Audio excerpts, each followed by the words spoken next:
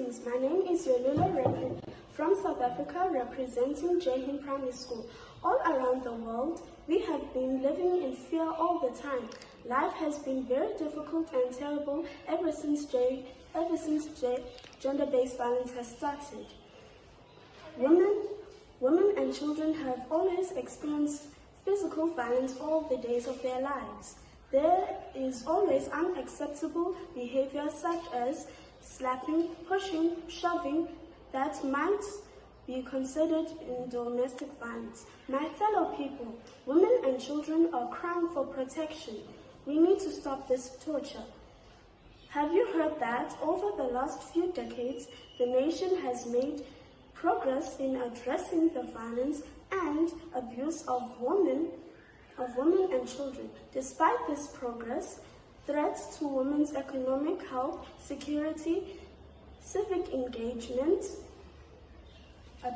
violence abuse make it difficult to pursue their education and perform well with their job opportunities without any interruption. This report shows many of the major topics that advocates in this area have prioritized: rape and sexual assault, stalking, workplace violence and sexual harassment, teen dating violence and bullying, gun violence and human trafficking. Gender-based violence is like a trap or a dangerous thing that is coming to get us. Sexual violence and rape is amongly common and pose a serious threat to women's health and well-being. A person found out that in the USA, 19.3% of women are raped at some time of their lives. Often the perpetrator is someone that the victim knows. Almost half of the women and children rape victims surveyed.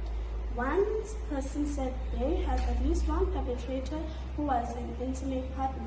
Life has a lot of challenges in our life that we need to fix. Our God in heaven has made us a rule, and that rule is important. He said that we must not murder each other or kill each other, but we must protect each other and love each other. Let me tell you something, everyone. Violence is very terrible.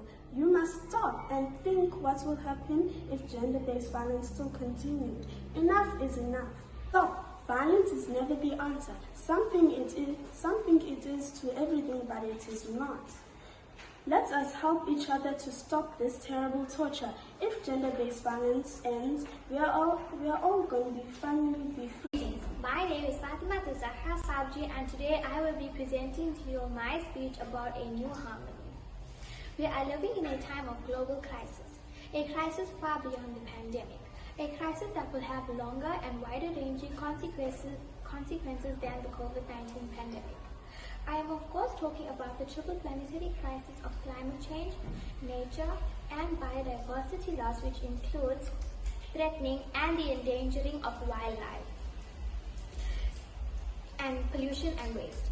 This year we have seen the impacts of this crisis across the globe. For example, West Africa faces the same problems with the likely increase of conflict, meaning war and migration. West Africa can expect a 20% decrease in rainfall over the next 50 years, a huge problem for a region that is already water scarce. Air pollution and dust storms are a persistent and growing problem. Almost 90% of the region's waste goes to landfill. Urban expansions, intensive agriculture, and the cultivation of land are all contributing factors to biodiversity decline. My dear respected people, we ask this question: are the effects of global warming really that bad? Let us have a look at some of the global warming effects in detail. More frequent and severe weather leads to higher temperatures that are worsening many types of disasters, including storms, heat waves, floods, and droughts. Acidic oceans are when carbon dioxide dissolves in seawater, then the water becomes more acidic and the ocean's pH drops. In the past 200 years alone, Ocean water has become 30% more acidic. Higher death rate means 1/3 of all animal and plant species on the planet could face extinction by 2070 due to the climate change. Pollution is another factor. As the world's population grows, it means more factories will open up, which means more smoke will spew out from the factories' chimneys. Human technology has also played a large part in bringing this crisis upon us. Our fuel-driven machines, our mechanization, our chemicals and pesticides. We need to turn more towards natural solutions, finding our way back to harmony with our planet, our beautiful and amazing planet. But nevertheless, technology still has its place. After all, it has improved our lives in hundreds of different ways. And if used correctly, technology can help to bring us back from the brink by supporting global and regional processes on the environment. In conclusion, the world knows that digital technology has brought us together no matter where in the world we live. It can be a force to create even greater cooperation and solve the many challenges we face. But like every tool we build, it is wielded by humans, by us, and so it is down to us